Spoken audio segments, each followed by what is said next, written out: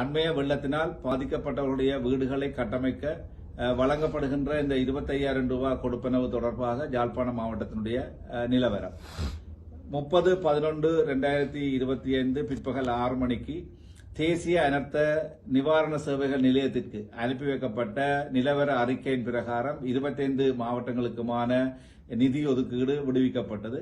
அந்த வகையிலே எங்களுடைய யாழ்ப்பாணம் மாவட்டத்திற்கு 14,624 குடும்பங்கள் பாதிக்கப்பட்டதாக நாங்கள் அறிக்கை செய்யப்பட்டிருந்தோம். அந்த அறிக்கையின் பிரகாரம் 365.6 மில்லியன் ரூபாய் எங்களுடைய மாவட்டத்துக்கு ஒதுக்கீடு செய்யப்பட்டது. இந்த வெள்ள நிலவரத்திலிருந்து மக்களை உடனடியாக மீண்டெழுவதற்குரிய நடவடிக்கைகளை முன்னெடுப்பதற்காக அரசாங்கத்தினாலே இந்த நிதி ஒதுக்கீடு உடனடியாக வழங்கப்பட்டதன் அடிப்படையிலே எமக்கு கிடைக்கப்பட்ட நிதி ஒதுக்கீடும் பிரதேச செயலக ரீதியாக பாதிப்புகளின் விவரங்களின் எண்ணிக்கையின் அடிப்படையிலே உடனடியாகவே அந்த நிதி பிரதேச செயலகங்களுக்கு வழங்கப்பட்டு தொடர் நடவடிக்கை எங்களால் முன்னெடுக்கப்பட்டது. இதே வேளையிலே யாழ்ப்பாணம் மாவட்டத்திலே வீடுகள் பாதிக்கப்பட்ட எண்ணிக்கைகளை நாங்கள் பிரதேச செயலகத்திலிருந்து கோரியிருந்த போது 12,108 வீடுகள் பாதிக்கப்பட்டிருந்ததாக அவர்களால் எங்களுக்கு அறிக்கை செய்யப்பட்டிருந்தது. கிராம அலுவலர்கள், பொருளாதார அபிவிருத்தி உத்தியோகத்தர்கள், அனர்த்த நிவாரண சேவைகள் உத்தியோகத்தர்களுடைய உறுதிப்படுத்தலுடைய இந்த கொடுப்பனவு ஒவ்வொரு பயனாளிகளுக்கும் உரிய விண்ணப்ப படிவங்கள் பூர்ணப்படுத்தப்பட்டு அவர்களுடைய உறுதிப்படுத்தலின் பின்னரே இதற்குரிய 25,000 ரூபாய் கொடுப்பனவு பிரதேச செயலாளர்களே வழங்கப்பட இருக்கின்றது. இதேவேளை இன்று எங்களுக்கு 5/12/2025 இன்று பிற்பகல் 5 மணிக்கு கிடைக்கப்பட்டிருக்கின்ற இந்த அனர்த்த நிவாரண சேவைகள் நிலையத்தினுடைய கடிதத்தின் பிரகாரம் இந்த சுற்றறிக்கைக்கு அமைவாக மேலதிக சில தகவல்களையும் அவர்கள் உள்ளடக்கி இருக்கின்றார்கள். முற்றிலும் சேதமடைந்த வீடுகள், பகுதி சேதமடைந்த வீடுகள், வீடுகளுக்கு சேதம் ஏற்படாவிட்டாலும் சிறிய வெள்ளத்தால் பாதிக்கப்பட்ட வீடுகளையும் இந்த கொடுப்பனவு பகுதிக்குள்ளே உள்ளடக்குமாறு இந்த கடிதம் மூலம் எங்களுக்கு தெரிவிக்கப்பட்டிருக்கின்றது. இந்த விவரங்கள் தற்போது பிரதேச செயலாளருக்கும் அனுப்பி வைக்கப்பட்டிருக்கின்றது. ஆகவே ஏற்கனவே குறிப்பிட்டது போல அந்த படிவங்களிலே கிராம மட்ட உத்தியோகத்தர்கள் இருவர், கிராம அலுவலர், பொருளாதார அபிவிருத்தி உத்தியோகத்தர் மற்றும் அந்த பிரதேசத்திற்கு பொறுப்பான அனர்த்த நிவாரண சேவைகள் உத்தியோகத்தருடைய ஒப்பங்களை பெற்றுக் கொள்வதன் மூலம் அந்த தகுதியான பயனாளி மட்டுமே இந்த கொடுப்பனவை பெற்றுக் கொள்வதற்கான நடவடிக்கைகள் பிரதேச செயலாளர்கள் எடுக்கப்பட்டு அதற்குரிய அறிவுறுத்தல்கள் எங்களாலே உரிய முறையிலே பிரதேச செயலகத்துக்கு வழங்கப்பட்டிருக்கின்றது.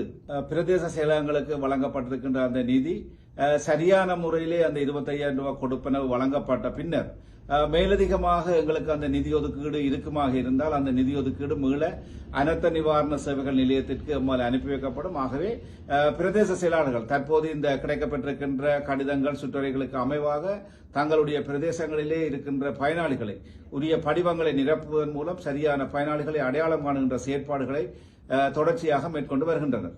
யாழ்ப்பாணம் மாவட்டத்தினை பொறுத்தவரையிலே 7.9% இந்த வெள்ள அனர்த்தத்தினாலே பாதிக்கப்பட்டிருக்கின்றார்கள்.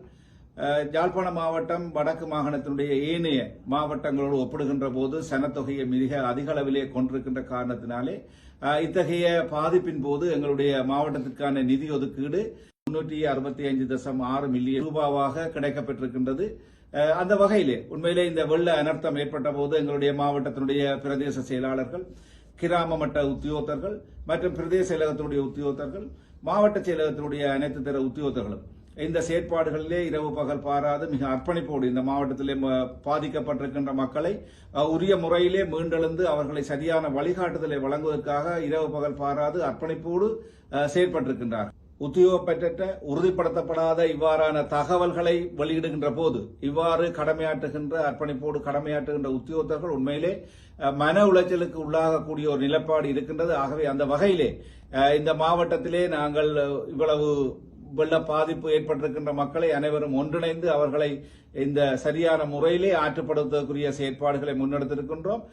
பிரதேச செயலாளருக்கு இந்த வெள்ள அனர்த்தத்தின் போது 25,000 ரூபாய் கொடுப்பனவை பெறுவதற்கு தகுதிப்பான குடும்பங்களை தெரிவு செய்கின்ற போது அந்த விவரங்களை கிராம அலுவலகங்களிலே பிரதேச செயலகங்களிலே காட்சிப்படுத்துமாறு அறிவித்திருக்கின்றோம். இத்தகைய கொடுப்பனவு நடைமுறைகளிலே எவ்விதமான முறைகேடுகளோ குளறுபடிகளோ ஊழல் சார்ந்த செயற்பாடுகளோ இடம்பெறுவதற்குரிய வாய்ப்பும் இல்லை. அவ்வாறான சந்தர்ப்பங்கள் ஏற்படுத்தப்படுவதும் இல்லை. அவ்வாறு எந்தவிதமான செயற்பாடுகளும் யாழ்ப்பாணம் மாவட்டத்திலே முன்னெடுக்கப்படாது என்பதனை இந்த சந்தர்ப்பத்திலே அனைவருக்கும் தெரிவித்துக் கொள்கின்றேன்.